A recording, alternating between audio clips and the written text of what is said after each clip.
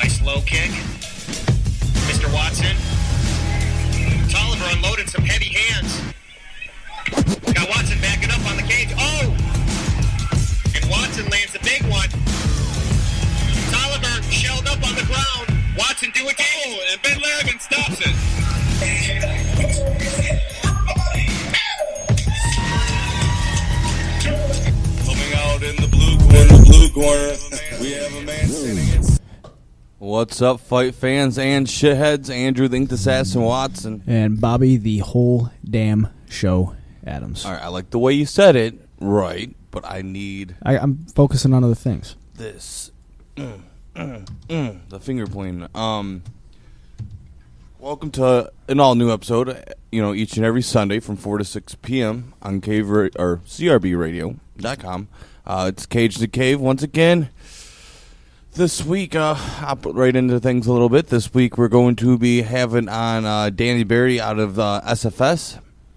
All three of our guests today will be competing on the Dual Combat Sports 11 event that is happening August 25th, which is next Friday, I believe. This Friday. This Friday coming up. So all three of our guests are competitors on that. We have on Danny Barry, stellar amateur, career. I mean, he didn't have the biggest amateur career. Not the biggest, but he did have all, weren't they all finishes? Weren't they all? Yeah, all finishes, all first-round finishes at that. And then if you look, Keenan Gatzmere doesn't have the greatest record, but the kid's tough. The two that stand out to me, Chris Bohasic and Tyler Resterhouse, which... Both them guys. Yeah. I mean, Bohasic kind of disappeared, but Resterhouse, he's proven to be one of the top flyweights in the state at the amateur level. Yeah, so Danny Barry beat both guys to make it his professional debut.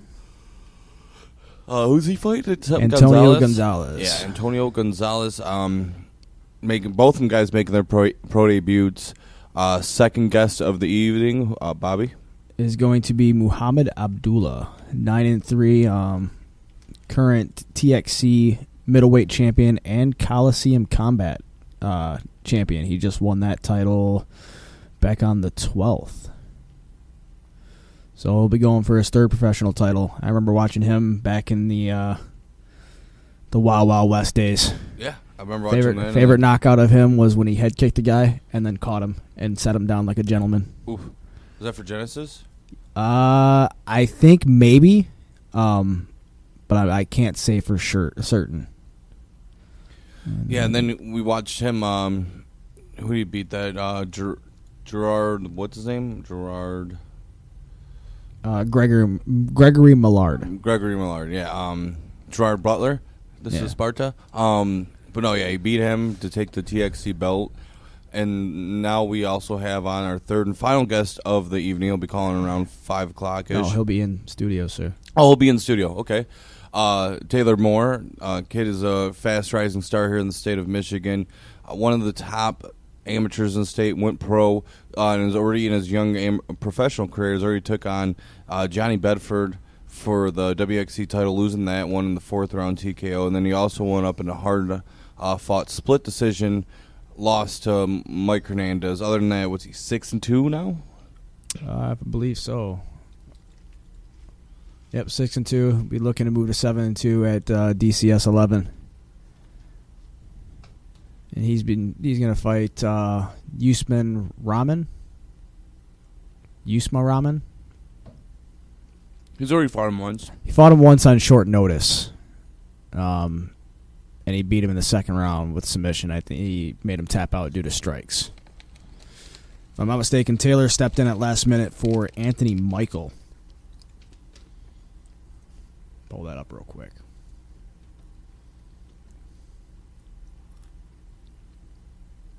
Yep, it was for Anthony Michael. Okay. Nah, see, I didn't even know that. I didn't know it was last minute fight, so. Yeah. You learn something new every day. Taylor Moore, that hard-fought decision Actually, loss. speaking of, we have a caller right now. Hello, you're on with Cage in the Cave. Hey, it's Danny. How are you doing today, Dan Barry? I'm doing good. How are you? Pretty good. For our fans listening, this is Dan Barry out of Team SFS. Be making his pro debut this Friday. How you feeling getting ready for this fight? Oh, I feel great. No injuries. I feel my cardio's great. Working out every day, and I'm ready to fight.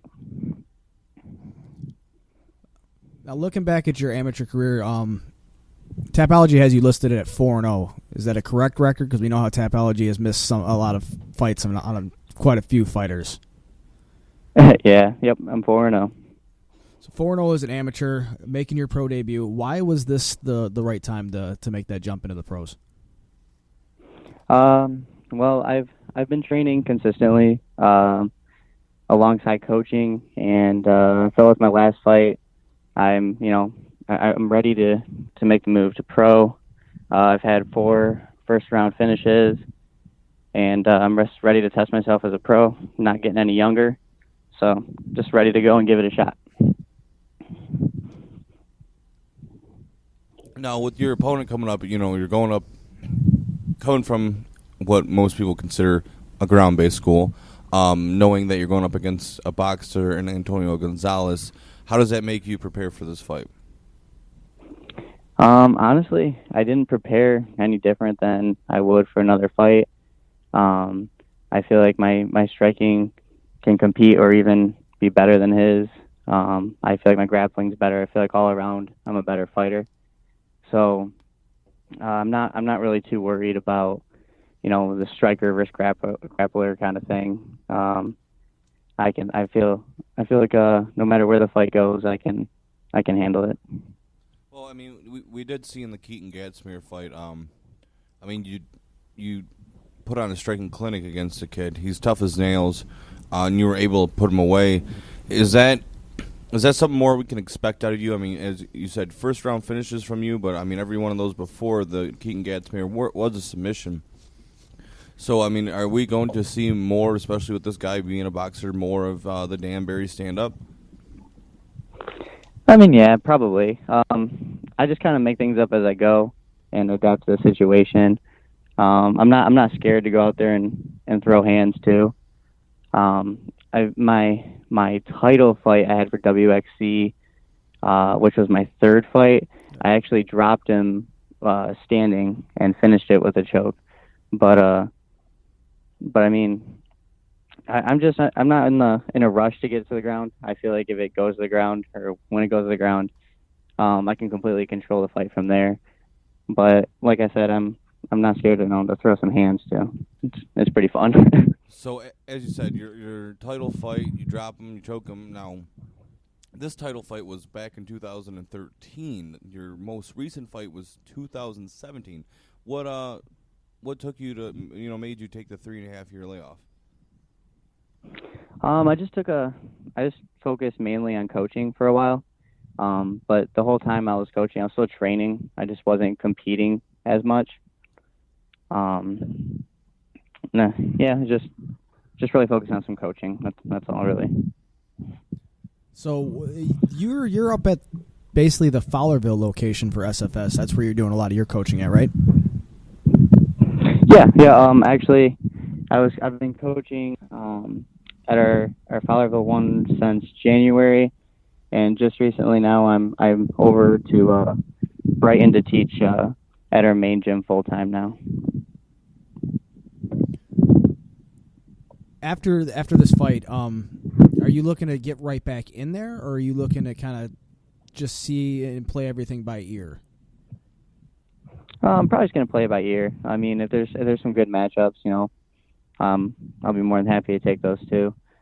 I'm really excited for the Motor City Casino. I'm really pumped to to fight at that venue, especially it being my debut. Yeah, everything I've heard about the Motor City Soundboard, that it's from what I heard, it's a beautiful venue. Yeah, it is. I was there for boxing matches before, and it's really sweet. With you saying you want to play it by ear, only being 24 years old, what's your end game? When you think within the next 5 years, what's your plans for MMA with you? I'm just really playing all by ear. I think I can go pretty far in the sport, and I just want to see where it takes me. Just really going one fight at a time and seeing what happens.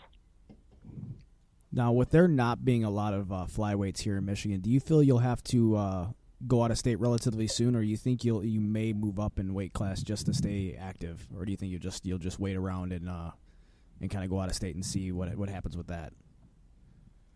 I'll probably just keep competing at flyweight. I feel like we have other promotions or around the country, and I wouldn't mind traveling, see the world a bit, see the country, and fighting out of state too. So I'm sure there's people out there that fight me. Now, your fight with Keaton before the weigh-ins, we all know that he can get quite lippy, and he seems to push his opponent's buttons, especially then. Was that the same situation with you? Was he trying to get under your skin at weigh-ins at all? Is that kind of what transpired to seeing you kind of knock him around for them 2 minutes?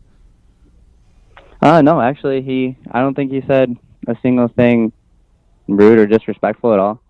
I just went out there to fight someone. I'm not trying to be nice when I'm in the cage. So, it's a fight. He's trying to hurt me, trying to hurt him, and at the end of the day, we can be friends. But no, he really didn't. He didn't say anything mean. He didn't do anything to, get me mad. Just kind of what it was. Now, your stand-up style in that fight, you've seen it's not your average stand-up. It's a little tricky. It's kind of almost like Dominic Cruz in a way. Where did you kind of pick up off of his game, or how did you develop that style?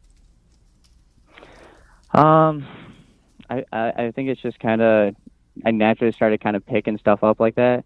I like to be kind of like move a lot, and I feel like seeing Dominic Cruz and how he kind of his style of footwork and everything was kind of really interesting to me.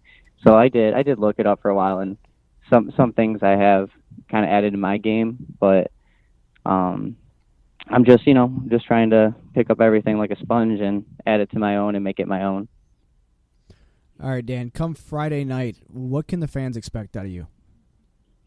I'm going to go try to put on a show and, try to entertain my fans and make some more fans and go and get that W.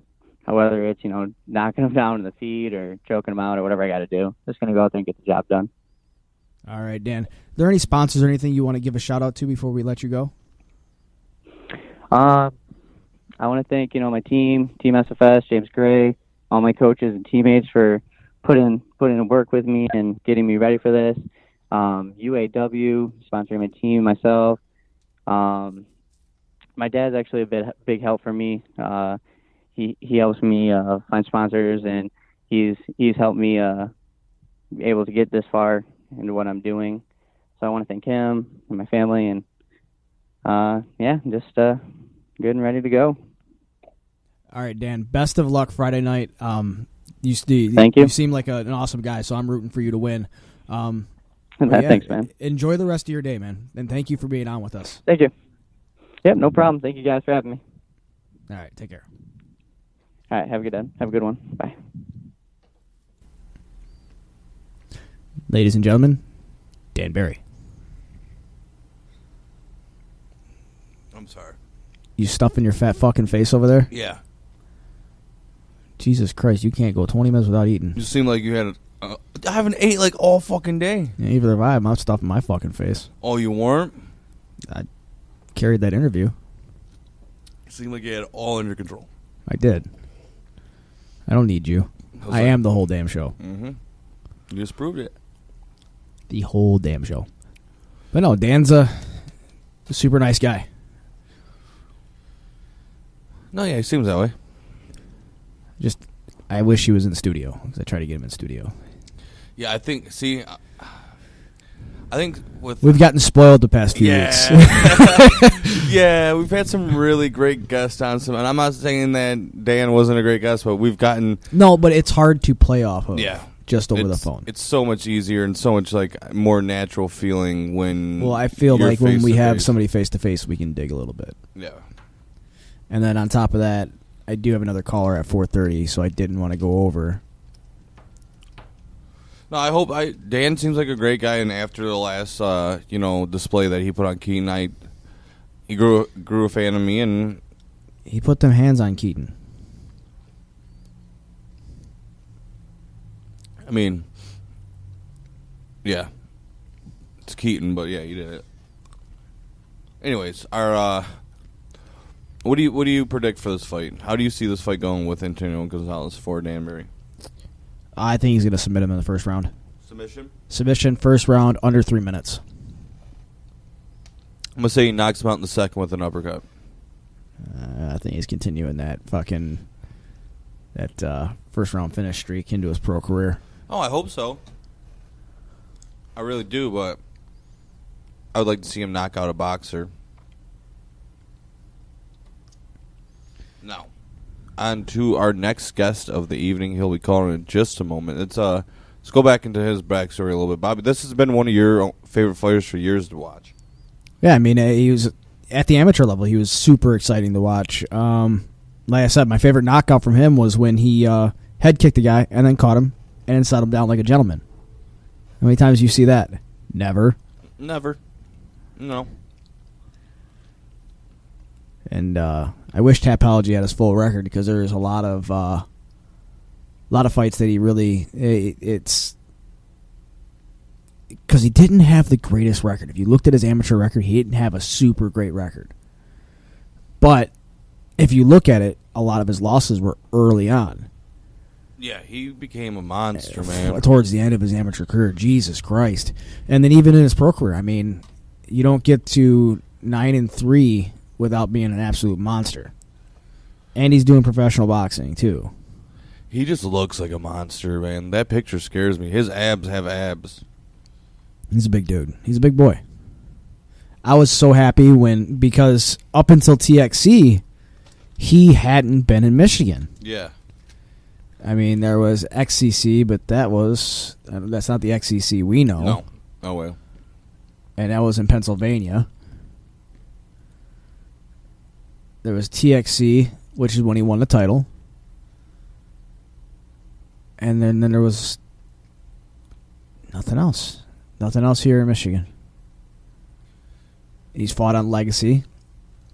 My question, though, is do you think this early on in his career, this is too big of a jump up in competition for Gidron? It's hard to say. It really is. Because Robert, he's shown that he's a fucking phenomenal athlete. I mean, you out-wrestled and you spiked, what's his name? Dan, out of Michigan. Huh? Dan, out of Michigan, fought for KOP on their boat show. Yates? Yep. Spiked Dan Yates on his head. You picked Dan Yates up, and you spiked Dan Yates on his head. And knocked him out. Like, you out-wrestled Dan Yates. Well, if you spiked him, is it really a knockout? I mean, it really wasn't a spike. You know what I mean? It was a takedown, but the takedown knocked him out. Yeah, it got ruled as a knockout. Yeah. But, no, I think that as an athlete, Gidron may be ready for this fight. My only worries is that he, and I know he had an extensive amateur career. My only question is if he's honed his skills enough, on a technical level, to sit here and really go at it with. The whole problem with Gidron is that he's too damn scary to fight. nobody wants to fight him. And I don't even think this is his full record, to be honest with you. So you beat Darren Gibbs after you lost to Darren Gibbs in their first fight, and then you choked out Marcus Maulding. Michael Robinson backed out of them. He's had 4 backouts. Not backouts, but 4. You can't count this. 4 scrap fights. Yeah, I'm ready to say, because the event was canceled, because Jay would have fucking fought him. Jay will fight anybody. I don't think Jay Jackson's ever backed out of a fight. Like, legitly backed out if he wasn't actually injured. You know what I mean? And then the Dennis Vance fight was, as much. Willie Whitehead, I don't know what this was all about. As much as you want to, put the blame on anybody, Gidron did come in overweight for that fight with Dennis. He did. And Dennis took his way out, man. That was after people talked to him, though. Yeah. Because Dennis was going to fight him. He agreed to fight him. And then the day of, people talked to him, and then that's what happened. I mean, it is what it is. It sucks, but it's part of the game. I mean, you got to make weight. And then now he's got Muhammed Abdullah to deal with, a guy who's 9-3. Every time I go to talk about him, I almost call him Amir Abdullah. I hate you so much. I got football on my mind, man. But yeah, so I don't know. This fight right here is intriguing to me because you got a guy that's proven himself, over many years, and you got a guy that's relatively recently started to prove himself, and is trying to see if he is the next best thing. So I mean, and Gidron is a fucking animal. Oh, he is. He's super athletic. I mean, he dropped Marco in their fight at the Joe Louis. Oh, you're admitting it? I thought you said he slipped. Bro, he slipped. Did a certain picture ever get released to the public? What picture? I think somebody edited the picture for DCS. Oh, no, that never got released. And got Gidron's new hairdo in there. Yeah, that never got released. I don't think it ever got released. It was just for belly laughs, that person. It's great. Fixed it. What other fights are happening? I know you got Taylor Moore. Leonardo Tyner's no longer fighting on the card. I'm kind of upset about that. No, Dean Walsh is now fighting. Who's he fighting? I just seen it.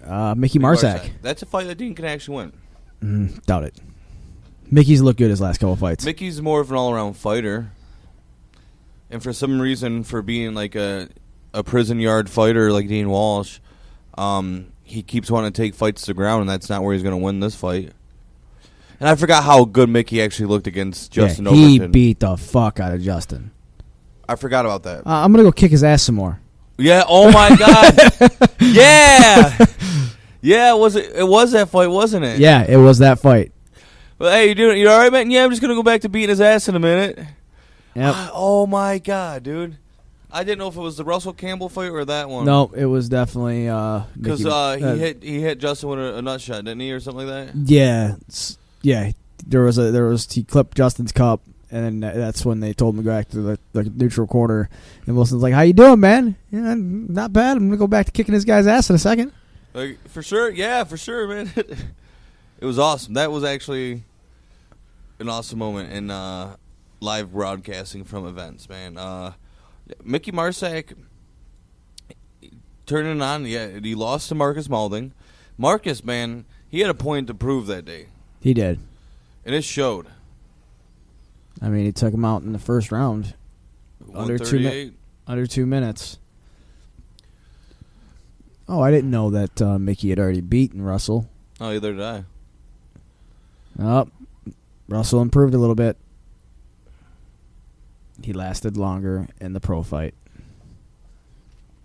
Ooh. Anyways, but yeah, the Justin Overton fight with Mickey Marsak was very impressive. And Dean Walsh, I mean, Who has Dean fought so far as a pro? I know one was John Chelbeck and Adam King. He boxed John and fought him in MMA. Oh, I know. And John choked him out in the first minute. So Dean has lasted under 2 minutes in his combined professional record. I'm sorry. It's not going to be any different. Let's see here. He's got big shot power, man, but if we're going by Tapology, his last 1, 2, 3, 4, 5. Last 7 fights have not made it out of the first round, with only 2 of those being wins. Or you know what? I wish I remember what this fight was. I don't think it ever happened. It did. We were there. Chad won. Oh, quick. He came in with like one good punch and went to take him down and got like beat the fuck up. Yeah, I don't remember exactly what had happened, but I know that fight happened. I know Chad won. For a little bit of time, man, Dean was looking like a scary character, but then he just fucking, I don't know Actually, what we got happened. another call. Hello, you're on with Cage in the Cave. Hey, how's it going? This is Muhammed Abdullah. How you doing today, Muhammad? I'm doing all right. How about yourself? Pretty good. For our listeners, this is Muhammed, the Hurricane Abdullah. Currently 9-3 as a professional, holding 2 titles, looking on the hunt for his 3rd. With the fight being 5 days away, how are you feeling? I feel fine. The weight is right where it needs to be. Training camp was excruciating as always. I'm just ready to come home and do what I normally do. I mean, that's a quick bounce back from a fight. You just fought and won your 2nd title back on the 12th. Usually we don't see that quick of a turnaround here in the professional level here in Michigan. What was your thought process when you took those 2 fights so close together? Well, actually, this would be my 3rd fight in the last 3rd or 4th fight in the last month, or in the last month and a half. I don't know, man. If I'm healthy, this is my job. This is what I love to do, man. It's like people wake up and go to work every day. You know what I'm saying, and get paid throughout the week or at the end of the week. You know, we as long as I'm healthy and I don't have any ailing injuries, and I feel like I can go out there and compete with anybody and beat anybody. Now So I don't like sitting on the shelf. I don't like being stagnant. I don't like waiting, because when you wait, opportunities pass you up. Now you're a professional boxer also. What's your professional boxing record? 2-0. Or is that where you stayed active? Because Tapology has it as just the 2 fights that were the Colosseum and the DCS. Did you take a boxing fight? Yeah. I had a boxing match before the Colosseum combat match. Okay. So yeah, I had a boxing match, and then I had the Colosseum combat match the week after, and then now I'm going into this fight. So I'm just excited to fight at home, man. Nothing was gonna stop me from fighting at home. I haven't fought at home since I beat Gregory Milliard, and I wasn't at my best in that fight. I was probably like, I'd say 30% of me. You know what I'm saying? I was transitioning from moving and, getting my daughter set up at a new school, so I wasn't able to really focus that hard on training. And there was a lot of things that went on with the promotion, a lot of games they were playing to kind of throw me off my square. But, God bless, we pulled the win out, and, I was able to capture my first pro title. But this time, I'm really looking forward to establishing my dominance in Michigan as I usually do. Son of a bitch, Bobby. Sorry, my phone. But before the TXC Legends card, it's been a while since you fought here in Michigan. Was there any reason behind that, or was it just promotions weren't contacting you? Honestly, I don't know. You know what I'm saying? I don't know. Like, maybe because I moved, I was getting overlooked, or maybe I was forgettable. I don't know, man. I honestly, I've tried a lot. I've tried to get out there on WXC cards. I was speaking to Josh about a King of the Cage card. TXC, I've always had trouble getting on their card since I was an amateur. They've been, playing games about letting me fight for them. It just so happened, I guess they couldn't find anybody else in Michigan to fight dude, and they know, my mentality is anytime, anywhere, just in the contract. So I don't know why promoters in Michigan don't necessarily want to deal with me, or if that's the case, or, I'm not going to say fighters are scared to fight me because obviously Robert accepted the fight, but I don't know, man. Robert's cut from a different type of cloth, man. I'll personally speak. There's some guys that want to have notoriety before they actually have an established, career in the sport. So they'll pad their records a little bit, and a tough fight like you doesn't make sense for some guys. So, I mean, if there's a promotion with one of their guys that they're trying to build up, of course the guy's not going to fucking take a fight against a guy that they know on any given day can probably beat them. True. But, it was guys that, I've been trying to fight since the amateur. You know what I'm saying? I came up in the same amateur rank.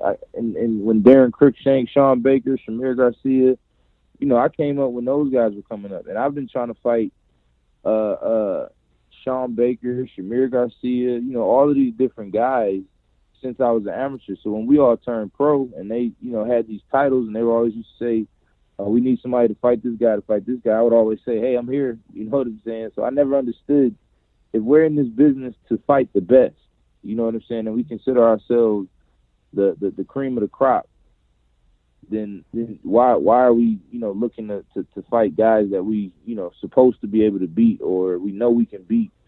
I'm in this sport to be known as one of the best to ever do it. I'm not in this sport to necessarily get rich. I just want to go down as one of the best to ever do it. So I want to fight the best guys out there.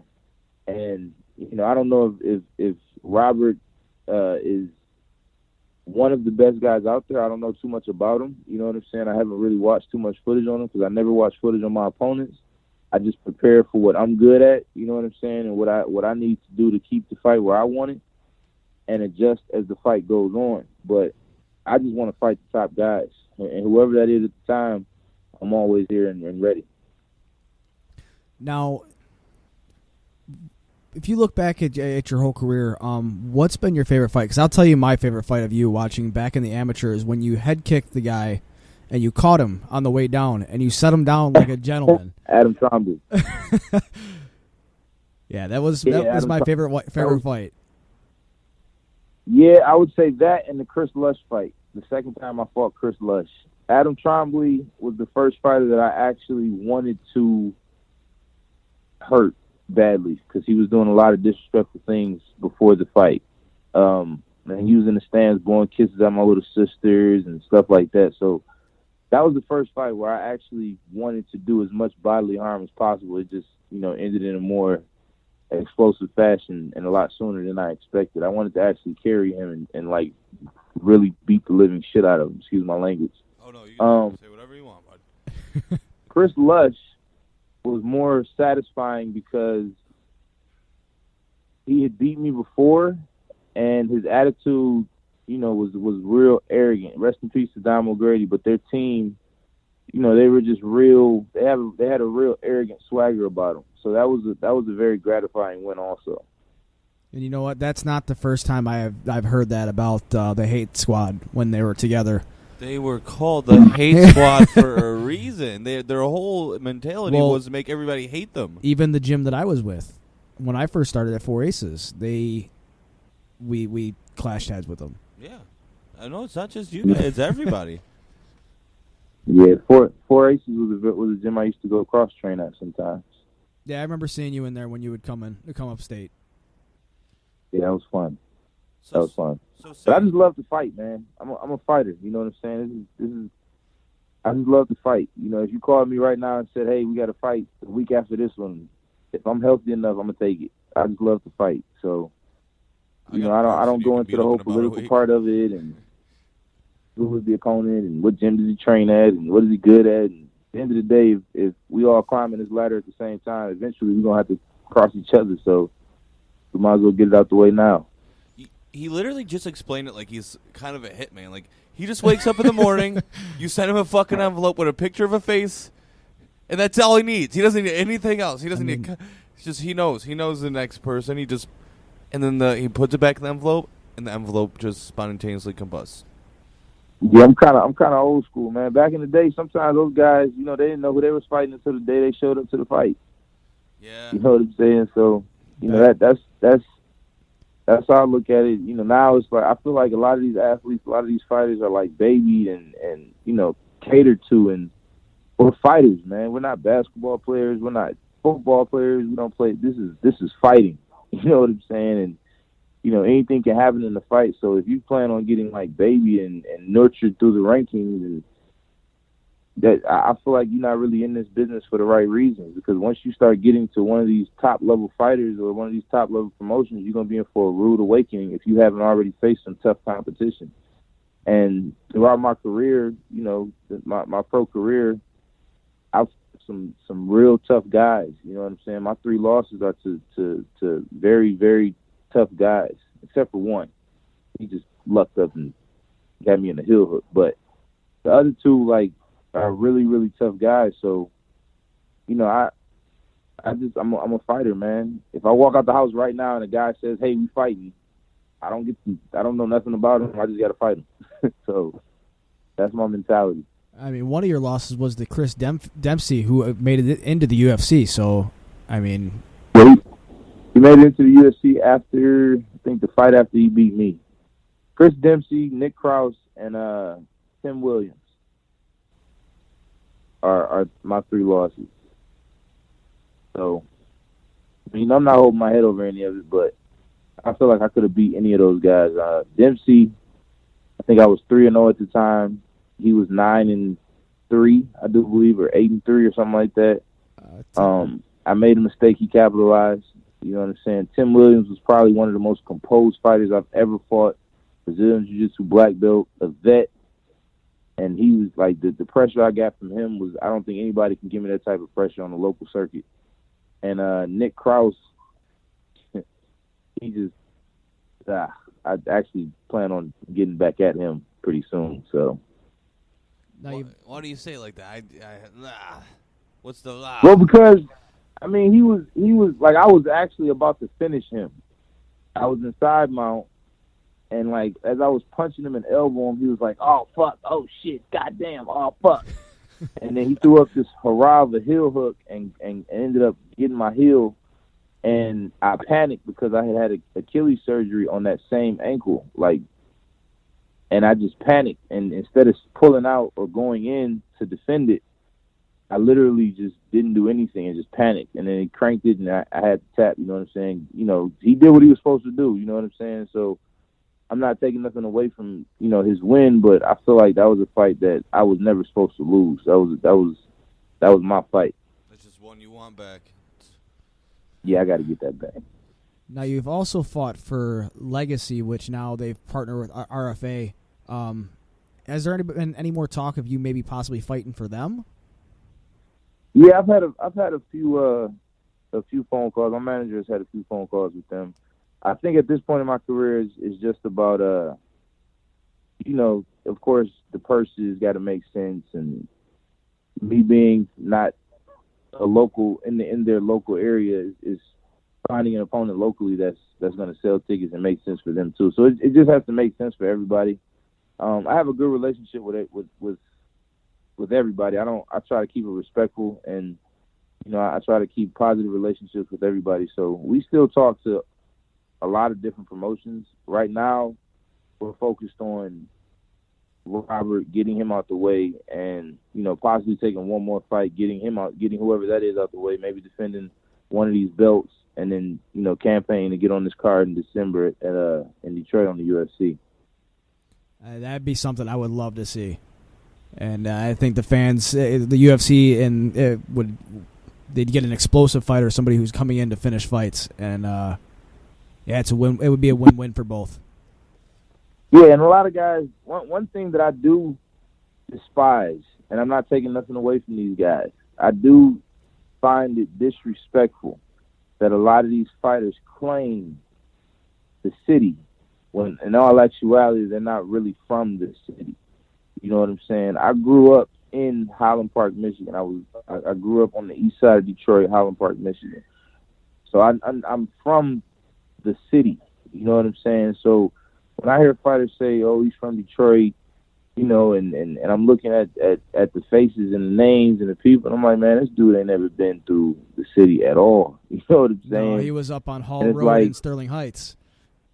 Yeah, Sterling Heights, Pontiac, Warren, you know what I'm saying? Stuff like that. Like, be where you from. Don't claim the city just because people know when they hear Detroit, they know that's when they hear Michigan, they think of Detroit. You know, be from Warren, Michigan, be from Pontiac, make your city proud. Wherever you from, make them proud. Don't claim a place that you never even think about going into. You know what I'm saying? I'm really from there. I got too many stories. You know what I'm saying? My family, my friends, a lot of my family and friends are still there. And, you know, when they offered me the opportunity to fight downtown Detroit, it was a no-brainer. You know what I'm saying? It was like, why wouldn't I? So what is your feeling on fighting? From what I heard is that the Soundboard is a beautiful venue. How does it feel that when your actual comeback fight, you get to fight downtown in the city? Man, it's an indescribable feeling, man. The response I'm getting back from my family, my friends, and, you know, the youth in the community that look up to me, and I can't even describe it, man. It's the only thing that would be bigger than this would be to be on that UFC card downtown Detroit. To be honest, this is something that I've dreamed about as a kid. You know what I'm saying? When I was, well, I'm not gonna say as a kid, but when I started fighting, you know what I'm saying? This is something that I always was like, man, I would love to fight like in the city. You know what I'm saying? One of these promotions gonna fight in the city. And I know Donald Frio did a couple shows in the city, but I think they were either amateur or he just wasn't messing with me. I don't know, but it's kind of a dream come true. I know to of be able to recently. go out there and perform for my fans. I know of recently most of his shows have been all amateur shows. I know back in the day he used to throw some pro-ams. Yeah, I fought for him a couple times. Um, Amateur. So what can the fans But- expect from you Friday night? The usual. I'm not coming out there to like I said, I don't know much about about Jason or whatever his name is. Robert. Gidron. Robert. I don't know much about him. You know what I'm saying? I know he's 4-0? Something like that. 2-0 right now. 2-0? 2-0. Oh, he's only 2-0. Yep. Oh, wow. So the way I look at it is, one, I find it disrespectful that he accepted the fight against me. That's just one. Two, I know he comes from a strong camp over there with Murcielago. I know them guys been around doing it for a long time. I know he looks strong, he looks athletic, you know what I'm saying? He's a game opponent, but I'm not coming in there to go into championship rounds. I'm not even coming in there to go into the second and third round. I'm coming out there to come in as clean as I to get out as clean as I came in. It's gonna be explosive. It's gonna be fast. It's gonna be violent. And you know, at the end of the day, I'm expecting to get my hands raised. All right, Muhammad. Is there any sponsors you want to give a shout out to? My sponsor, Strength Through Struggle Apparel, Troy City Cryo Labs, Watch Detroit, and the Goonie Tune Training Systems. All righty. Thank you for giving us your time, Muhammad. I'm really looking forward to this fight Friday night. I will be there, sir. I will be there, and I look forward to meeting you guys in person. I appreciate you for letting me talk to y'all. All right. Thank you. Enjoy your rest of your day. All right, you too. Peace. Bye. Ladies and gentlemen, Muhammed the Hurricane Abdullah. Intense. Scary dude. Scary dude, but from when I remember talking to him, he was a super nice guy. Yeah, yeah. I don't think he remembers me because I was also fucking 70 pounds lighter. You got fat. I did get fat. But we just got our third guest of the evening here. We're going to take a quick commercial break. Not even that quick, but we're going to take a quick commercial break. We're going to take about 10 minutes. Yeah. So that's why I said not that quick. And then we'll be right back with Taylor Moore. All righty.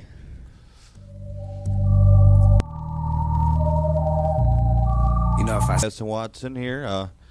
Bobby Adams is abandoning the show, per usual. And now joined by our final guest of the evening, Taylor Moore. Taylor Moore, training out of SFS. One of the top rising prospects in the state of Michigan. 135 bantamweight division. 145 as an amateur, correct? I fought just about half my fights at 35 and half of them at 45 as an amateur, but I even have, I think I have 2 pro fights at 45. Yeah. Right now, and the rest are 35. So, how's it going, man? Doing good, just getting ready for fight night. I'm excited. I just get these last couple pounds off and finally get to go get another win. I'm excited to fight at the Motor City. See, one thing I can say to fighters, and one thing it's probably a little bit easier to deal with getting ready for fights during like this time of the year. Yeah. Where it's so nice out, you can actually go out and enjoy your day, and at the same time like cut your weight and make things a little easier. It's not the winter time where it's like, oh shit, I can't go to the beach today and like do anything because it's snowing out there. Yeah, and just being like, even in the gym when they open the big bay doors, it just brings like better vibes, I guess. I like training if it's like nice and seeing the sun coming in. Yeah. In the winter it gets gloomy. Everybody isn't motivated. It's cold and shit. Even rain days are the same way. Yeah. I'll be at work. It'll be raining. I'm like, not doing anything today. Yeah. But you got this fight coming up with what's his name, Yuza Radman or something like that. Usama Rahan. Yeah. Something. You already fought him once on short notice, but this time he's getting a full training, or you're getting a full training camp because you took the fight on short notice for Anthony Michael. Mm-hmm. What caused the rematch? Was it him basically almost saying like, "Oh, I didn't train for somebody like him"? What caused the? I'm actually not sure what caused the rematch. I think I know Chelbeck offered the fight to multiple people. Yeah. And I guess it was getting turned down, and the only person that stepped up to take it was him. And so maybe he thinks, like maybe him being able to train for me or something might make a difference. Yeah, like, I trained for a guy like Anthony Michael, and him and Taylor Moore are 2 totally different guys. My game plan wasn't ready in time. Yeah, who knows? I haven't talked to him, and I just got off for the fight, and I said, whatever. I love hearing that. I love like a guy you already fought had to step up and take a fight because Chelbeck offers a fight to multiple other people who turn it down. Yeah. But then on a constant basis, you always hear how all these people are so ready to fight who wants it next. Who wants these hands next, who wants this, who wants that. I'm ready to fight whoever. You see it and you hear it. And they're mainly talking, like, it's mainly like lower tier guys who are just mainly talking to each other. Mm-hmm. One guy in your weight division, I'll call him out right now, Mike Taylor. He's a kid that I've seen, he likes to call people out, but when the time comes, he's like, oh, I ain't ready for that fight, though. Like, I'll fight this guy instead. Okay. I mean, a promotion has put him on blast about that shit, too, though, so. Yeah. I don't really think I've ever talked to him or got offered to fight him or anything. I think he's like 1-1. He's like 1-1 right now. I know he's in the Grand Rapids area. Oh, see, I've only fought over there once. I fought Tony Zielinski over there, but. Yeah, I mean, you've already had 2 high-level fights, more than that in your career, but 2 high-level, the highest level ones. High-level title fights. Title fights, with Johnny Bedford and Hernandez, and you've put on, your talent and display in both of them fights. It wasn't like Hernandez at the point in time having, a decent amount more fights than you, and Johnny Bedford, for fucking crying out loud. Yeah. You were 2-0 at the time. So, I mean, at least you're one person that, you can step up and say, like, I will step up and fight. You know what I mean? Yeah. I have the balls to do it. We just need more people like that in the state. Yeah, I mean, I agree. I think to have exciting fights. Yeah, I think a lot of people need to start taking some tougher fights because I think once you get to the UFC, and it's going to be a reality check if you've been fighting low-level guys your whole career, and then you get to the UFC and you have to fight a legit guy. Like, I want to be in shape if I get, like a 2-week notice fight to go fight some stud in the UFC. Like, I want to be in shape for that. So, and I want to be fighting guys that are, near that already. That way it's not like, oh, crap, like this is a huge difference, Now, that being said, have you got, with a bunch of your teammates going over to fight overseas, have there been any talk of you maybe joining them? Yeah, I actually was just telling my parents I need to get my passport. I was like, Because James even right after I got this fight scheduled was like, "Hey, do you have your passport?" And I was like, "No." Why? He's like, "Oh, I just got a fight offer in Russia." And I was like, that would have been "What?" badass. I was like, "All right, I need to get my passport." And so I think after this fight, I'm gonna get that. That way, if anything pops up, I can go. Because I mean, yeah, I would love to do that. I was supposed to fight like in Missouri once and Wisconsin, and the Missouri kid got hurt a week out, and in Wisconsin we drove all the way there. I made weight, and the kid got put in jail the day of weigh-ins. Motherfucker. I brought like 3 carloads of people. And Elaborate. What did he do? Does anybody know what he I did? have no idea. His name was Nick. It's kind of something, like Adrian Hadrabay's guy when he was supposed to fight for TWC. His guy got fucking pulled over and put in jail. what? Yeah. So Adrian made it all the way up there to find out just like you, his fucking opponent was in jail. Yeah, What? That's horrible. So, People not getting their shit taken care of. but listen, you have to like register through the state and everything like that. I would assume like if you're a wanted criminal, they wouldn't allow you to have a state license to fight or things like that. So it's obviously these guys aren't like wanted criminals. It's obviously they're traveling or doing fucking things leading up to the fight that they're not supposed to be doing. Or not paying tickets. That could be a big one right Oh, there. driving on suspended license, that could be it. I mean, because you're not. Yeah. I wouldn't. If somebody didn't have a license, in my eyes, you're not a criminal. Maybe in the justice system's eyes, you might be a slight criminal. But in my eyes, you're not. But I could see. Okay, I see that. I could see somebody not having a license getting pulled over, and Especially if they're a habitual offender. yeah. Or if it's on the weekend, it's not easy to get out. If it's on a Friday night, you're probably going to be in there until Monday morning. Yeah. So how did you get your start, Taylor? How did I get started in MMA? Yeah. I wrestled all throughout. I started Do me a favor wrestling. and talk into the mic. The mic's kinda low. Just barely. Got it. got So it. you can lift it if it's uncomfortable. The tip, yep, just the tip. I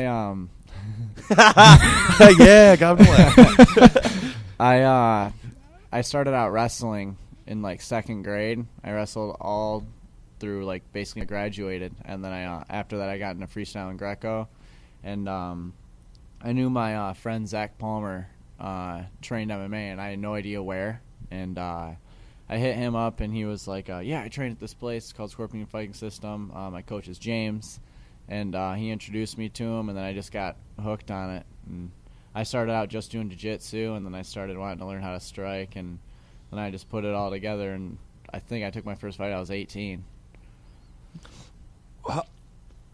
23, 5 years. Yeah, I'm about to say you because you were. I remember not like by the time I even started hearing about you, you were already kind of established as an amateur. But I remember watching you have some fucking wars for WXC as an amateur, man. Oh yeah, Marjan, Daryl, Jerome, Antoine. I will say, didn't you fight Blasingam? Yeah. Blasingam was a good fight. Anthony Fleming. Anthony Fleming. Humphrey, right? Yep, Daryl. Yeah. That was my 7th fight. I and, fought all those guys pretty much back to back. and then Milloway. Nope, Josh Wiesel. Oh, it was Visa. Okay, I remember it was one of you guys. I Yeah. fought Jose Johnson. Yeah. DC. Those were some of the top guys I fought. Yeah, and as an amateur, man, going through battles like that, defending your title, as much people like, oh, once you go pro, amateur stuff don't really matter. It's like, well, those are the type of fights that kind of prepare you Yeah. Yeah, I think, for that jump. I think it shows. I think a lot of the guys, when they start their career out like 0-2, 0-3, or like 1-4, like it shows that, they were fighting bums their whole amateur career, and then they go pro. And I mean, even though if you're like not doing good as a pro, you're still a pro, so you still have experience. And I think just it's basically a wake-up call. If you don't take tough fights, you're never going to get used to fighting tough people. And that's the exact thing right there is taking tough fights, because we've seen guys who, as amateurs, have had look like studs or look like that, but it's like obviously they're fighting the right people, because when they go pro, they'll look impressive their first fight or so. Mm-hmm. And then the step up comes, and you see them having to fight guys that are, at that next level, and it it does show. Yeah, I agree.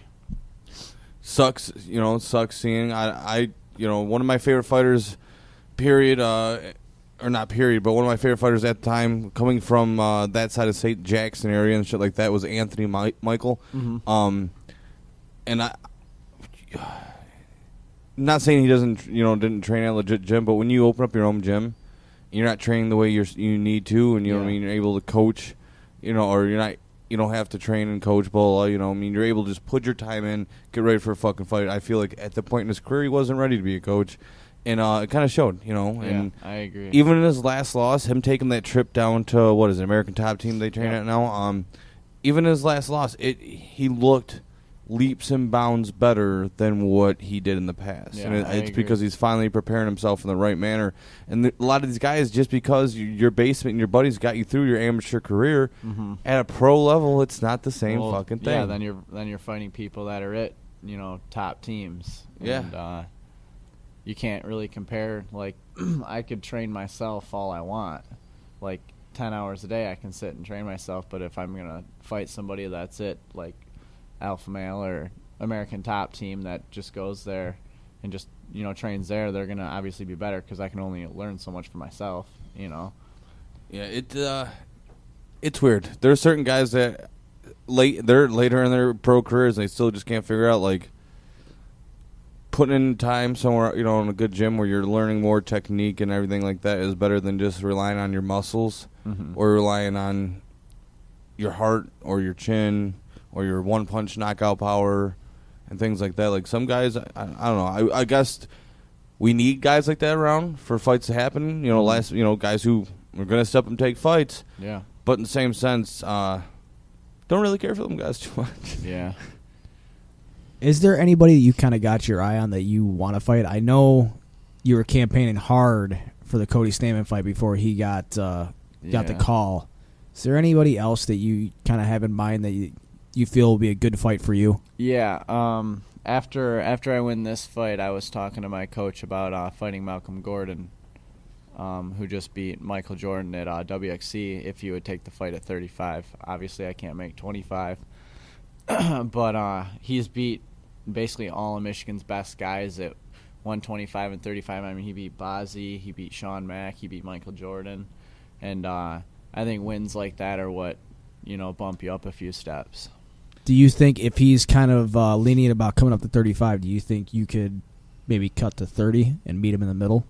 I could try. I would have to plan that, months ahead of time. Right. Though. But, yeah. Was there once talks about you making 25? I had asked that back. Or was that just shit talking? No, I actually was going to try because the do you remember when they were getting ready to do that 25 Ultimate Fighter? Yeah, before they announced that they were doing all the champions. Yeah, and then that's when I was going to do it, and then they canceled it.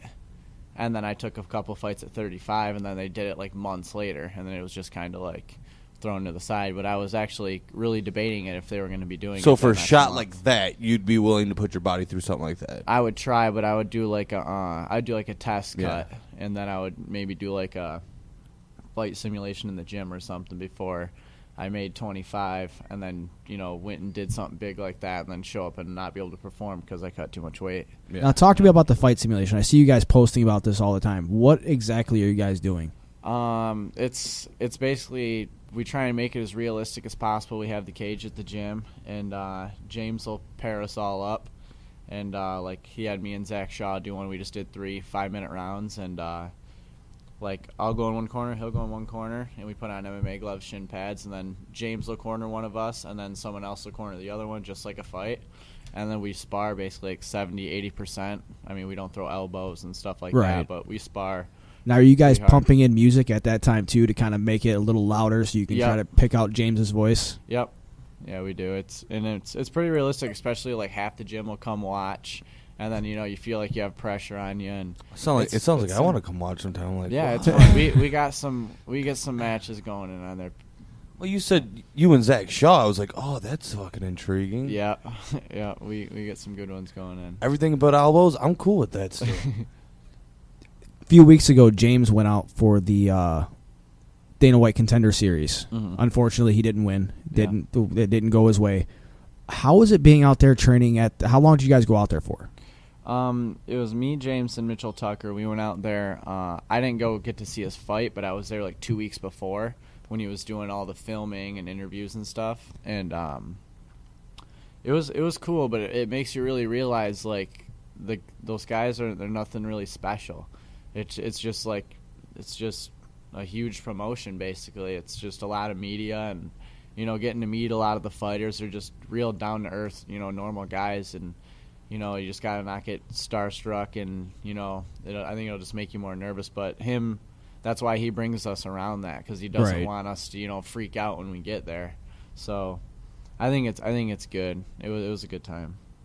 Did you get the chance to use the facility at all when you were down there? Yeah, when we. How was that facility? That facility is sweet. They have multiple levels. They have like a strength conditioning area. They have a outside workout area. Upstairs is like all cages and rings and mats. Oh wow, it's nuts. Did you meet anybody down there that you were hoping to meet? Like any of the top, was any like the top fighters there using that facility when you guys were down there, or just like guys getting ready for the we show? Walked past a few guys. I mean, we saw Uriah Hall. We saw what's that guy that can never make weight? Hendricks. Gaslam. Oh, Kevin's a fucking beast. Yeah, Kevin's a beast. He is. And then Fabricio Verdum. That would have been one guy that I would have loved to talk to. He seems like a funny ass guy. Heather Clark. I mean, you guys got Forrest Griffin. Oh, what? Yeah. See, that's the one. The only one. He would have got a nerd boner. That's the only one right there that made me like I want to be there. Yeah, and the thing is I always thought like, oh, he's a pretty big guy, and I saw him in person, and I was like, dude, that guy is a gorilla. Like, he's a big guy. Like, he's got to be 240. Yeah, because he hasn't fought in a minute. Yeah, he's big. His legs are like... Security would have had to pull me off. I would have jumped on his back and got a piggyback ride and everything. I love that guy. Total fanboy. Dude, he's that guy right there. I grew up right where MMA first, especially UFC, first started becoming mainstream. Watching, some of the title bouts between Andrei Arlovski and Tim Silva and Couture and Tito and everything else, and I'm like, oh yeah, like Tito really pissed me off growing up. I'm like, he's a douche, like, yeah. You know what I mean? Like, I didn't get, and then I seen the Stephan Bonner and fucking Forrest fight, and I was like, oh my god, like that's something special right there. Yep. And then to see how Forrest from there went on to actually capture the fucking title and everything when he wasn't anything special. Yeah. He wasn't. Dude, he was just not, worked hard. He was a hard worker. He was a hard worker. That's what I love. That's exactly what I love when you watch him fucking take on Rampage, and he's almost submitting Rampage, fucking standing up and shit. And like, yes, those are the guys. Give up. Yeah, I Forrest Griffin, hands down, my favorite fighter, whole wide world. Now, you guys also, Rick Little comes out to your guys' camp every now and then, right? Yeah, he brings out Sam Cecilia and Michael Chiesa. Have you been able to pick Mike's brain at all? I've been able to train with both those guys. They're both good training partners, and they'll give you whatever information you need. What's the biggest piece of advice Mike's given you? Trying to think. I mean, he basically just says, he basically told us the same thing he said to James. It's just don't let all the media, get in your head, and just basically treat it like it's your job, and you'll get there as long as you keep, working for it. Now, you were also close. You went out to Bedford's camp when you were getting ready for Mike. Are you guys still pretty tight? Yeah. I still talk to Bedford. I'm going to try it once work slows down a little bit. I'm going to try and get out there again maybe this fall or this winter. And I like training with all those guys. They have a bunch of guys that are our size, so it's nice to go out there. I'd like to bring some of our guys down there. Bring it up, Bedford. How, watching Cody make this to the UFC and knowing that, okay, I'm not going to be able to fight him, for at least the next, foreseeable future, just this moment, because for some odd reason, it's a lot harder for guys in, Michigan to get that shot to the UFC, It sucks because we don't have, the thing is, we don't have the big super camps like fucking ATT and things like that. But, But you know what? We're fucking getting it. We're getting it. You're seeing more and more UFC fighters come here and train, whether it be just for a couple weeks at a time or not. They're doing it. They're coming to Michigan for some reason. Mm-hmm. More and more because we recently. have fucking talent. And they're training here. It's more. We need more people in Michigan getting their names out there, and we need not so many people fighting each other. That's why I kind of just dropped the whole Cody thing, because he's going to go do his own thing in the UFC, and then eventually I'm going to get there. We're from the same state, so I mean, a couple weeks ago I told fighters I forget who was in here, but I was like, how about you guys just all get your heads out of your asses? And they're like, what? I was like, no, yeah, how about you guys, like, not just you, like, the other gym, the other gyms too, like, everybody just take your heads out of your asses and get along. But it's also that alpha male ego type thing, like, I want to be the best, you know what I mean? But we're all... Well, a lot of those guys have that mindset, I want to be the best. I want to be the big fish in a small pond. Yeah. Yeah. It doesn't make sense. But watching... And that's why I like your guys' gym, because you guys go out of state a lot. Mm-hmm. You guys are always traveling. And I think that's what's needed, especially in the beginning stages of your career. I mean, it's great to get a few fights at home. Yeah. But then you kind of got to go out of state to get fights. Well, I mean, yeah, if you don't, I mean, no one's going to know who you are. Exactly. I mean, look at how Bobby got in. Mm-hmm. I mean, Bobby went out and was knocking guys out in their hometown, and then they're like, "Oh shit, this guy's for real." Well, yeah, and that's the thing too. It took Cody how many fights because he never left out of state, so he didn't get. When all they see those Michigan, you eyes. beat this guy in your hometown. You beat this guy in your hometown. This guy, and like a bunch of them are by decisions and shit like that. Like, yeah, it's gonna take you a little bit longer to get to UFC rather than, or even just any next big level. Then if they see, okay, Michigan a couple times, but then damn, he's in Wisconsin, he's over here in Hawaii, he's over here, he's over here doing this. You know, like, if you're going and you know what to me is more impressive is if you just go over there and finish the guy quickly. That's really awesome. But if you can go into another guy's hometown and fucking get that decision nod, that's a big statement. Yeah, because then you know you put a beat. You know you did something. You know what I mean? It is easy to finish him. I mean, it's not easy to finish most people, but that's what you want to do. Yeah. But the moment that happens when you don't get that, finish, and you're going to decision, and you're in some guy's home state, Parisian just did it recently. You know what I mean? That fight. Watching that fight. No, the guy who got Parisian when he went to West Virginia, the one that got Parisian in the omoplata. What was it, Brett something? Yeah, and fucking giant heart from fucking Parisian. Cause he got out of it, didn't he? Towards the end, I think, but he was stuck there and for a minute. And he was eating punches, and then the fight ended, and it was going to decision. And I thought at that moment that even if Josh had done enough, it wasn't going to go his way. You know what I mean? I was like, this guy had Josh in some bad positions. He laid on Josh here. He did this at Josh. Josh showed hard. Josh, on the feet especially, Josh was giving it to him. But once he got that nod, I was like, hell yeah. And then he got his next fight, he got that big fight, what Tony Lopez for King of the Cage, and that's what guys need to realize is that you can't be that big fish in a small pond, especially if you want to make it somewhere quick. And this isn't a sport where you want to fucking linger around and just. I'm trying to make it a lot quicker than like 15, because I know a lot of guys have been having to get like 15 fights. Like, I mean, how many fights did Cody fight? 14-1. 14 or 13-1, something like that. 13-1, 14-1. I mean, that took forever. It seemed like, and he was like, trying pretty hard to get in, but I think, I'm hoping I can get in a little quicker, because I have every fight except one of mine is a finish. So, and I think they look for stuff like that. I think so too. I think they look to see if somebody's going to be exciting. Yeah. And I mean, at that point in the game, they're not looking for guys who are huge ticket sellers. They're looking for people who, the fans are going to want to come back and see. Yeah. Well, especially for somebody like the UFC, pay-per-view sales. You know what I mean? Pay-per-view sales. Even if you're not selling a shit ton of tickets, but if people are buying pay-per-views because of your name, it makes you a lot more, marketable. I mean, even why Conor McGregor makes so much money fighting, because everyone wants to watch him fight. They either want to see him win or they want to see him lose, which is why this fight Saturday night is gonna break records. Can Let's I get tell your thoughts on that fight? Oh man, I think Floyd should smoke him, but every single time I bet against McGregor, I lose. And he's proved me wrong so many times. So, I think I have a feeling McGregor's going to knock him out. I think it has to happen within the first 4. Within the first few rounds. And the only reason why I say that is because of the glove change. Well, then it's also come out that Floyd might have a mysterious hand injury.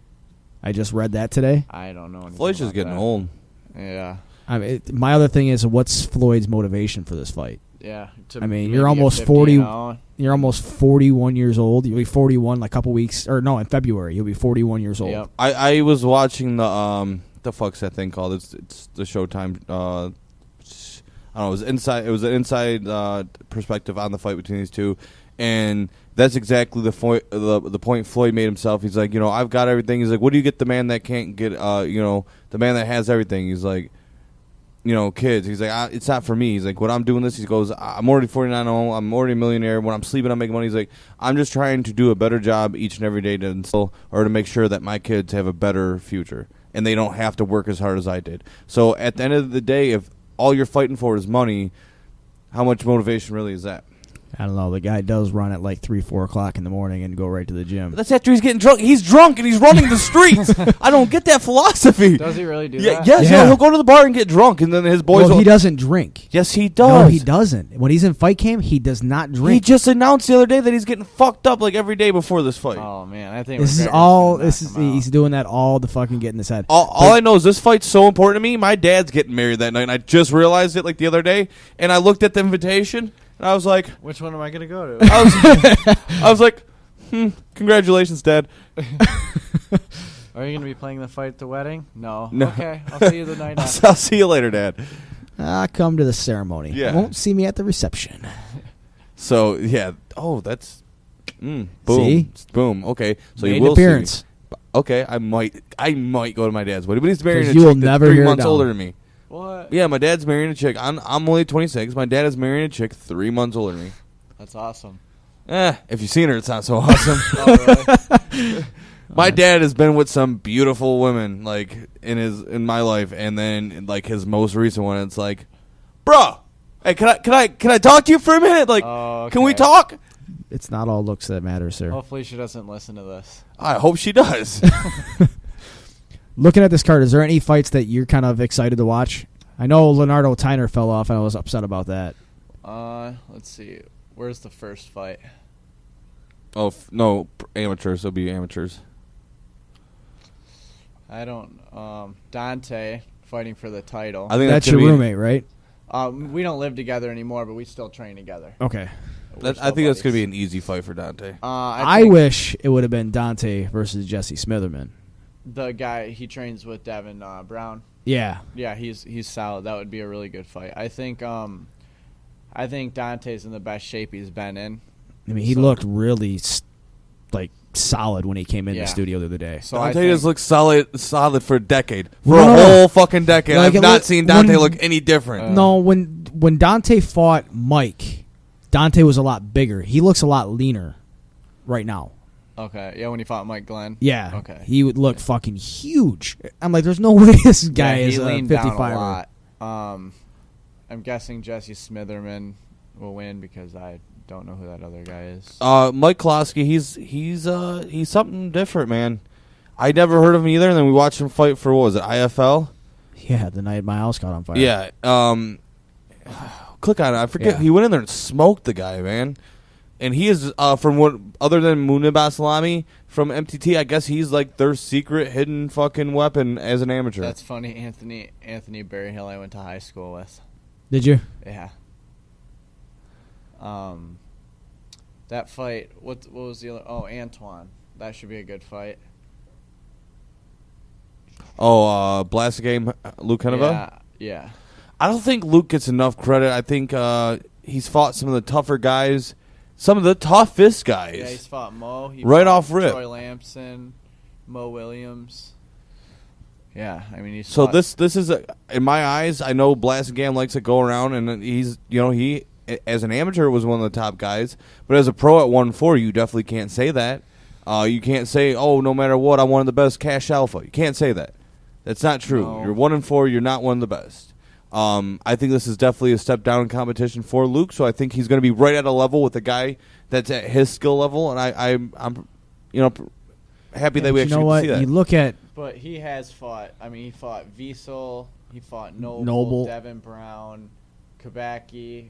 I mean, there's all solid guys. That reminds me. That's who I want to fight. Who's Kabacki's training partner? Sean Cooper. No, he's my weight. The bald guy that fought Sean Mack. What's John his- Walker. Yeah, that's who. He's kind of went MIA. Yeah, he has, but he still needs a break speed off him. So I want to fight him. What did he say? Oh, we went like a year and a half back and forth, and he kept saying he won't fight me at 35, and then he went and fought Sean Mack. Oh, that's when everybody was telling you stop picking on little guys. Yeah. Yeah, I remember that. But he has fights at 35. Yeah. But he wouldn't fight me at 35.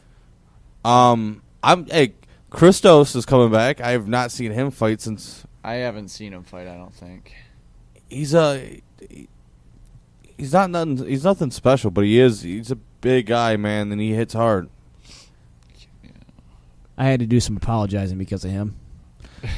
He's got a mouth on him as well. He came in the studio one time with Reese Brink, and it was when Reese and Ken were going up against each other. Oh, Ken Cross. Yeah, and there was a lot Him of and Ken- derogatory homosexual slurs thrown out there. And he ended up thinking it was me and him that were saying it to Ken, and Ken was all pissed off at us. So I'd be like, bro, I wasn't even there. I was at a charity event for jiu-jitsu, driving in that fucking snowstorm while you guys were on air. Yeah. Yeah, so I know. Tell you what, I'm kind of excited to see Tim Estrus. Versus Anthony Fleming. Yeah, that's a good fight. Because Tim showed fucking heart when he fought Justin Street. Yeah. Like, that fight easily could have been stopped. And then to come back and finish him, I was like, holy shit. This guy was on some Terminator shit. I actually just did a fight simulation with Tim for this fight because I fought Anthony twice. And Tim looks good. I just think he needs to have the confidence because Anthony is obviously more, experienced. I mean, 12 fights. Yeah, already. And same thing with Anthony. He doesn't have a good record, but he fights all good people. I mean, he fought, Brandon Emmons, Sean Mack. Why, dude? You, Ventimiglia. Yeah. Chad, would you call me coon? I mean, looking at his record, he's fought a lot of good guys, especially as of late. Yeah, I know he takes some last-minute fights, but I think that'll be a good fight, and if Tim can pull that off, that'll be a good win for him. Now, when you guys do your fight simulators, do you guys try to do, almost replicate the styles of the fighter? And almost what a generic style with, as Anthony is, it's probably easier to simulate it, but there's some guys... You fought him, 3 times now? I fought Anthony twice. Twice? Once as an amateur, once as a pro, right? Yep. But there's some guys in the state that have harder styles that, get ready for. Do you guys try to, replicate towards that style a little bit? Because usually we'll have somebody in the gym that can replicate the style, you know, pretty well. Or James will study the crap out of it, and he'll have it down. But Danny Barry fighting Antonio. See, is Antonio Gonzalez, has he only done boxing or has he done MMA as well? He did. He did a couple amateur fights. A couple amateur fights, but it's so hard to go off of. Well, he fought Ozzy and Daryl. Yeah, it's so hard to go off of Tapology because they don't have everybody's complete amateur record. Because back in the day, nobody reported their shit. I think he's, for the most part, only been doing boxing, though. Yeah. But he's been pretty active. But I think Danny's jiu-jitsu is just on a different level. And and his striking. His striking is very good against Keaton. Yeah, and he did a lot of unorthodox things. He kind of, like we were talking to him, he kind of moved almost like a mini Dominic Cruz. Yeah. But he's been, before he only worked on his jiu-jitsu. And then I think he just got that urge to get back into fighting. And then, he practices his striking just as much now. So, his striking's gotten way better over the last few months.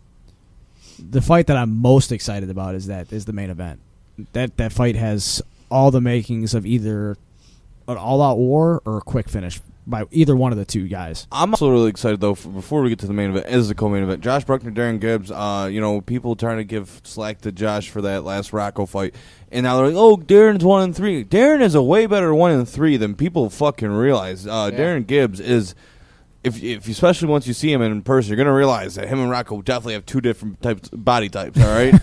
Definitely two different body types. But Darren Gibbs is, he's no slouch. No, he is another one of the guys that fights everybody. Fights. Everybody. But people are giving if they're giving Josh problems, they need to go look. He had 2 scheduled fights. He was supposed to fight Marcus Malding, and Marcus had some medical thing he didn't know about. Yeah, I think that would have been a good fight. And then he was supposed to fight Brian Jackson, and then Brian wound up in the hospital or something like that. No, he didn't. Those were old pictures. You can only go by what the guy's telling me. I don't care what he told me. I've seen them pictures before. There's a reason why he didn't put them out on social media, and he was sending them in secret messages to people. And Darren's going out of state and fighting guys too. So Yeah. Wasn't one of his first pro fights against Gidron? yeah, they fought their last amateur fight against each other, and Darren won, and then they fought their first pro fight against each And other. then look, he goes up against a guy that's 6-3 at the point in time. What is Tony Rook now? Let's see. 6-4. So he hasn't fought since then, but still, He's on a man. 4-fight losing streak. I like that nickname though, Sugar Stump. What is that supposed to mean? I'll let your mind do the wandering. I didn't. You already got Finished there. 4 times in a row. Yeah, that's okay. That's a little different. He's probably dead. Oh! But he Death. took some time off after his loss in 2011. So Darren was his comeback fight. Wrong comeback fight. Yeah. And then he had one other fight. Oh, no. Darren was obviously a short notice opponent. Well, Woke him the fuck up, and then... Darren's a fucking ball of muscle. yeah. But yeah, the main event's also something different to look at. I'm not sure who the Muhammad guy is. I've never seen him fight. He was... I remember back when I used to fight, he was like one of the top guys here as an amateur. He fought, if I'm not mistaken, he held the Genesis middleweight belt, knocked out Adam Trombley with a head kick, and then caught him and set him down on the ground. On his way down. On his way down. That's nuts. Said, here you go, buddy. that Gidron guy needs a challenge, though, because he's been running through everybody. Yeah, I mean, Robert's Who did he just beat? Marcus. Malding? Yeah. Yep, because that On was the short fight. notice. He took the fight on short notice. Marcus was supposed to fight Joe Riggs. That's when that shit happened. He's another guy that only takes tough fights. Yeah, I mean, I wish Marcus would think sometimes, because Marcus is a good guy. He's a good fighter, too. And you're right. He is a good fighter, too. If he would just think about the fights he's taking. It's probably Marcus texting you. I hope so. I hope he's Fuck listening. you, Bobby. I say it from love. Yeah, I mean, Gidron, I think it reminds me not as much as you at that point in time, because fucking Bedford was like, what is Bedford's even actual record? A lot. Put it on. I want to see it. Because at the point in time, I know he had over like 40 fights or something like that. I don't know, maybe not that many. Maybe I want to say he has over. To that. Yeah. 23-13. Okay, so yeah, and you fought him 3 fights ago? I fought in my 3rd fight. Yeah, or it was quite a while ago. Yeah, but for him, it was only 3 fights ago. Yeah, I fought him in April of 2016. So. But that's what it kind of reminds me of. It reminds me of, you stepping up and taking on a guy like that. Sure, Muhammad isn't that experienced as Bedford, but younger guys wanting to prove themselves earlier on in their fucking career and saying, hey, I'll do what it takes. But I tell you what, Muhammad's already got 2 pro titles as of right now. So he's going to be looking to catch... It's going to be back, if he wins this fight, it's going to be like when we were back in the amateur days where your guy's walking around, he's got almost like Aaron Smith when you're walking around with fucking 9 belts. Yeah. Wasn't Bedford supposed to, or isn't he, I thought he just got scheduled to fight Jesse Arnett again, or did that fall through? I don't know. Because I remember he announced that he was going to, even though he lost that fight, he was still going to be able to fight Jesse Arnett, and maybe that got canceled. Let's see. Does Jesse have anything scheduled?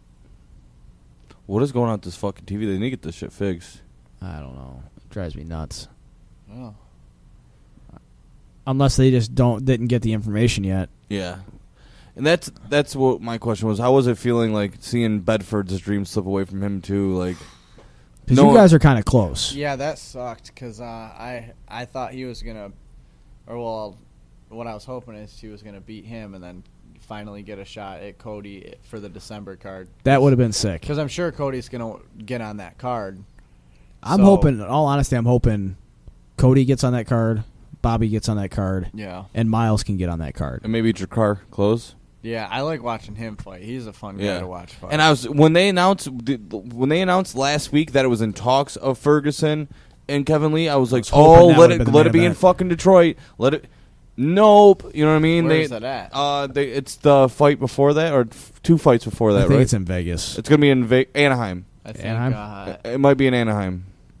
But I think that's a stupid fight. that's stupid, especially with the guy's nickname, even though he doesn't live in the state of Michigan anymore. The fucking Motown Phenom is your nickname. But my thing is didn't he grow up in Grand Rapids?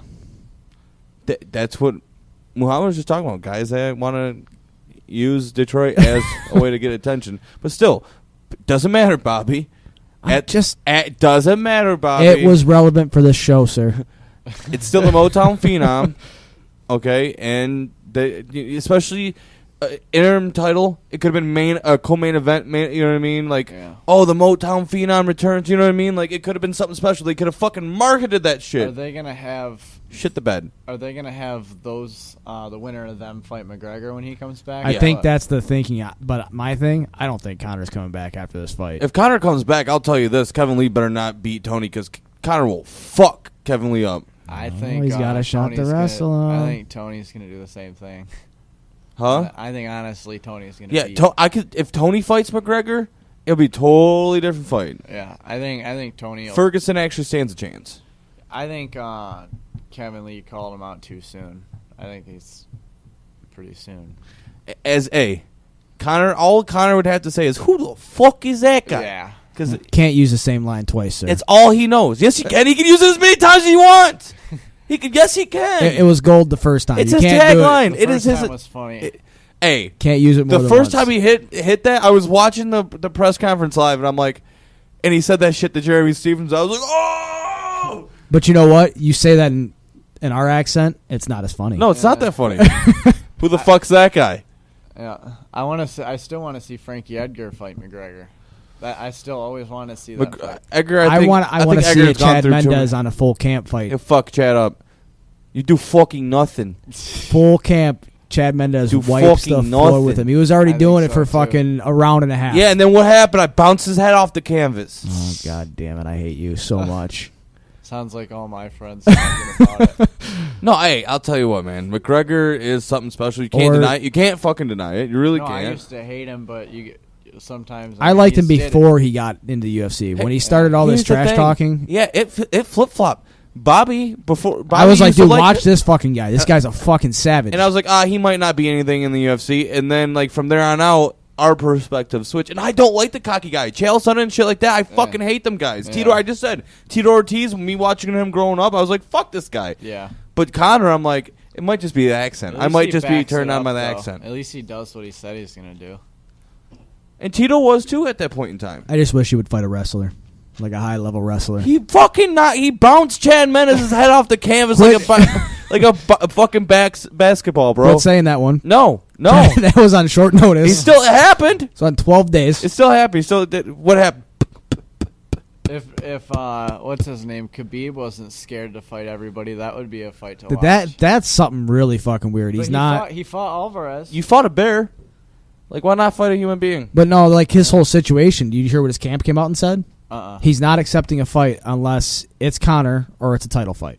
Because they wanted him to fight Edson Barbosa. But how do you give a guy a title fight that's When pulled out of how He many turned fights down in a Tony row? recently. The only reason Well, why no, he didn't turn him down. His like liver was shutting down. He almost died. No, they announced it before Because Kevin got Ramadan. that announced. Because it was Ramadan. He doesn't fight during Ramadan. Who the fuck is Ramadan? That's their. He's like a. I get that. Okay. He's a Muslim, and that's their. I thought he's Russian. I mean, just because you're Russian doesn't mean you can't be Muslim. Did Putin approve of this? Because if Putin didn't approve it, I think it very much means so that you can't be Muslim.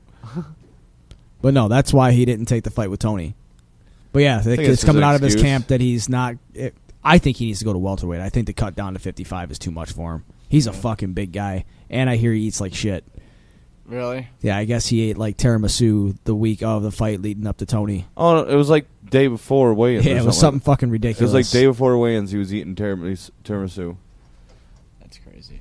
But Tony, I thought Tony Ferguson. It doesn't matter when both these guys reside right now, but the fact that they are both from here originally, I thought that fight made a lot more sense. Mm-hmm. Love to see Bobby Nash here in the state fighting again.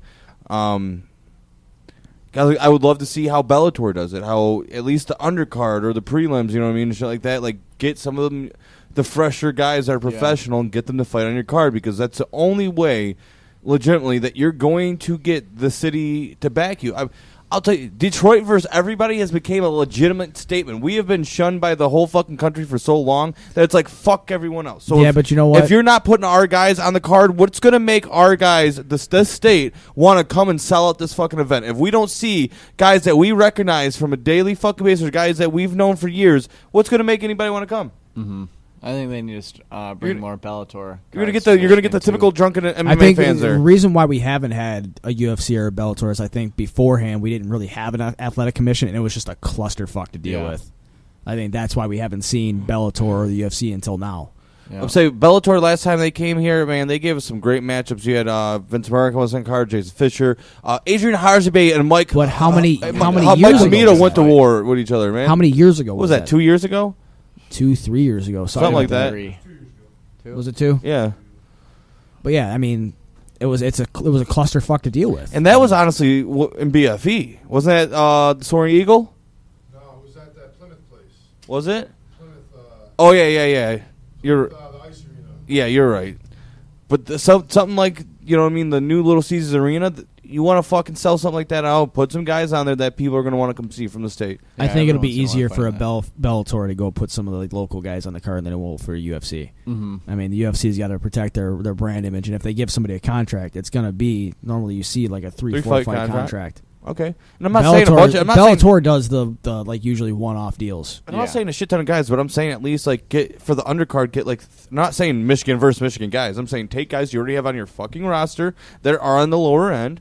The guys that just got signed to contracts, guys that are off the contender series or something, and let some of the guys from Michigan fight them, prove themselves, give them a chance to win their fucking contracts. Yeah, I agree.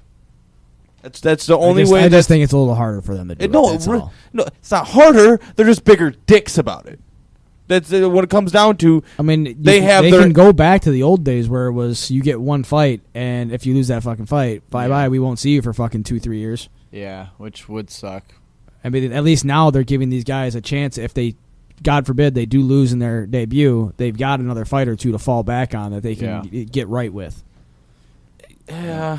You got to look at it that way, too. Because there's a lot of guys that deserve to be in the UFC that don't win their first UFC like fight. Bobby. Bobby's fucking beat the shit out of the last 2 guys in the first round and gets caught in the second round. I love Bobby Nash. I don't know what to say about that subject, but you lose twice in the UFC. I mean, 2 out of 3. He's got another shot. He's got one more shot. He's got one more shot. He'll win. Okay. He's working his fucking ass off. Right, but when Dana White says, in your first 3 fights, you won 1 out of 3, 33%. But you also bonused in your first fight. Yep, you bonused in your first night and put on a fuking war with that guy. I'm not saying, Bobby, I cried. Tears came out of my eyeballs when fucking Bobby was hitting this guy with everything he had. And then at the end, he went down. Guy also fought on Chinese New Year. You got to remember that, too. So he was some kind of fucking spirit bomb power. Yeah. He was dominating that guy, too. Fuck yeah, he was. But what I'm saying is, why keep around guys that are on fucking 5? Andre Arlovski, 5 Fight Skid, Travis Brown, guys like that. Because just because they got bigger names. Fuck you. Said it. Fuck pay-per-view buys. Fuck you. They can throw those guys on a fucking main event. Fuck you. What about ticket sales? They want to cry about gate prices and ticket sales. It's not just ticket sales, but you got to look. Bro, I'll tell you, hey, people in the state of Michigan, listen to me right now. If they do not get anybody on that fucking card, nobody in the state of Michigan, buy the card. Boycott it. What was that? Now I'm going to get my words in. No. You're cut off. We'll be back on now. No. But you got to realize when you put an Andre Arlovski on a card, the average fan will tune in and watch. Especially fans from that watched it back in the day. Then let me get my words in when I'm talking. Don't talk over me. No, not when I have a point. I'm still trying to prove. No, you were just yelling over me like a child. Andre Arlovski's a fucking bum. Oh, I think he fucks you up. I'm 180 fucking pounds. Good for him. Piece of shit. Come try to fight me. You're a real piece of shit. Pick on some of your own sides, you fuck, because then you'll get knocked the fuck out. Fuck you. No, all I'm saying is, I'll tell this. I'd boycott the fuck out of UFC after that. If they try to fuck, and it's not even just if they don't get guys, you know what I mean, like guys that have never fought. If the right guy like Jakar Close, Bobby Nash, Cody Stamen, if those guys, Miles Jury, if them guys are not on the card, I will not watch it. But there's a thing, is it? I won't go to the event. I plan on going to the event. I will not go. Have you heard anything from those guys? One person, and it's not even like for sure. Because I'm about to say, none of them have put anything, and I haven't seen anything kind of talked to somebody, and he might possibly be on the card. Yeah. He was going to take another fight, but he said, I can wait a minute, and there possibly might be on the Detroit card. So, I think they're thinking about doing that. I think they need to put Quan or somebody on it. No. I've heard who he's fighting next, and they haven't released it yet. And I think if he beats him at middleweight, I think he'll have a good shot, a good case. If he can get, you want to know who I think should be on that UFC card? If there's one guy right now in the state, Jason Fisher. Jason Fisher has done enough to get on that card because he did take out Taquan. He short notice came in and took out Taquan, an overweight Taquan. Yeah. So I mean, Jason Fisher, that I think ready. What causes Jason to not get there is not having the finishes. Yeah, with the nickname The Finisher. With the nickname The Finisher. They're like, liar. I mean, he can come in and whoop somebody's ass for 5 rounds, but I think it's just because he doesn't have the finishes. Mm-hmm. Yeah, because then it just makes you look like a liar. Nobody wants to deal with that. Nobody trusts a liar? No. It's like, you know what? You have never done me wrong, sir. But your nickname's The Finisher, and I don't see a finish. And as long as George St. Pierre went with that one, not doing it. George St. Pierre's supposed to be fighting Bisping in November, isn't he? Yeah. I was hoping they'd hold off on that one. Why? I would have loved to have seen that in December. They ain't going to do that. They're doing that for Madison Square Garden. They're selling that motherfucker out. I want to see something big. Right now, what is the biggest fight that you guys that isn't already scheduled that you guys could see happening at the not Palace, but the Little Caesars Arena? Maybe we can get Joanna on the card. That would be sweet. She's not scheduled for anything. That would be really sweet. Man, I'm trying to think. I want to see Lawler and Rory McDonald fight for a third time. The only problem with that is that McDonald's signed with Bellator. Yeah, it'll probably never happen again, but that was a fight that... what about... Did Cody ever sign a fight? No, Cody hasn't signed the fight yet. Oh, man, I would love to see Cody and TJ. Oh, I thought you were talking about our Cody. Garbrandt's already... He's on the card with Amanda. That's what I was just going to say. Amanda Nunes. Yeah, they're already... Oh, yeah, they're co-main eventing. Yeah. Dana said he's not giving anybody a real main event. They're both the main event. Because they both pulled out. Oh, okay. I'm trying to think of what would be... Who's the 45 champ right now? Oh, Holloway. He's already fighting... Who? I don't know. He's not fighting. He would be good to get on the card. Holloway Edgar in Detroit. That's a good fight. I think for some reason, I think they're already scheduled Holloway somewhere. and Yair Rodriguez. Yair just got smoked by Frankie. Yeah, but I think Holloway would strike with him. Yeah, it's a better fight for him, but let me see here. It'd be an exciting fight, that's for sure. Yeah, I'm trying to think of some of the top fights that we could potentially see. I want to see a title fight. You know what I mean? I want to see at least something good. I don't want to see just another card that's mediocre, you know? No, I think they fucked themselves last time. Because what was the main event? Do you remember the main event last time you were here? I think it was Rampage and somebody. It was either Rampage or it was Rashad at the Palace. Yeah. I don't remember who it was. Was it Rashad versus Rampage? No, I don't think it was that. You know who I think they screwed over? I think they screwed over Whitaker. I think he should get the title shot against... He's got a blown-out knee. Oh, does he? Yeah. Oh, okay. He was supposed to. He got put out 6 months at least, right? Yeah. Yeah, he's going to be out for a minute. That That's why they makes sense, didn't unify the titles right away. Because he deserves it. That dude's a fucking savage. He's ran through everybody that he's fought. Especially because he weathered Romero's storm and was able to just put work on Romero after that. You think Bisping was afraid to fight Romero? Fuck yeah. He was ducking him, I think. And not because the thing is Romero wouldn't have stood with him. He would have just took him down, and I don't think Bisping could have stopped the takedown. Oh, in the moments that you all wanted to stand with him, it would be like kind of like cheating kind of type of ways, and then he randomly just throws like punches and kicks at you, and then you get hit too hard. And go out. Who's your favorite fighter to watch right now? Favorite fighter to watch right now? I like Cody Nolov. Garbrandt. Yeah. He put on it was a coming out party when he fucking fought Dominic. Yeah, he's my favorite fighter to watch probably.